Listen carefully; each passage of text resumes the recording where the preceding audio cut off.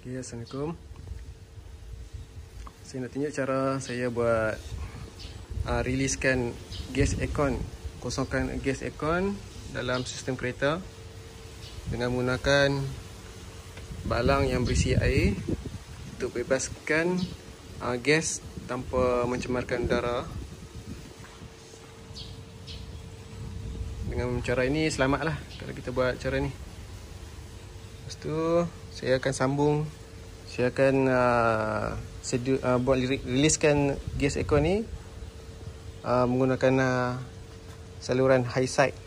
Saluran high side masuk ke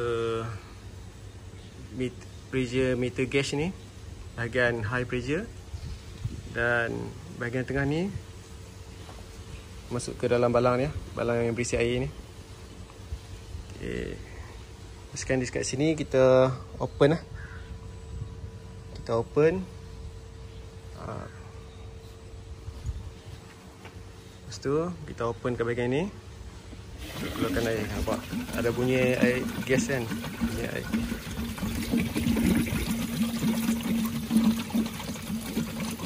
Okay. Dengan buat cara ni dia tak bau, gas pun tak bau. Selamat lah.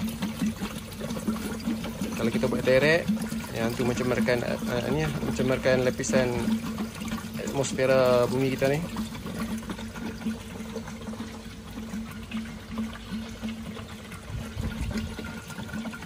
Riliskan gas sampai tak ada bunyi air lah. Sampai hilang bunyi gelembung air ni, menandakan gas dalam sistem kereta kita ni sudah kosong lah.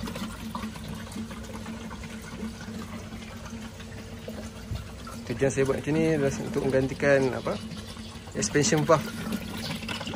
Expansion valve di belakang tu, bawah tu. Expansion valve. Betul je, expansion valve tu dah rosak. Jadi kereta tak pernah sejuk. Lepas tu saya akan tukar semua o-ring semua tu. Saya akan tukar semua o-ring supaya tidak berlaku kebocoran gas. Okey, sekarang saya nak tunjuk cara nak buka expansion valve Nissan Serena C24. Yang pertama sekali kita kena buka ni lah, bowl kat tengah ni. Ni bowl ni. Dah buka bowl tu, pasang balik bowl tu dekat tempat dia untuk mudah kita tarik nanti. Okey, lepas tu kita buka line key, bolt line key yang atas dengan bawah. Dah buka tu baru boleh kita tarik keluar expansion valve lah.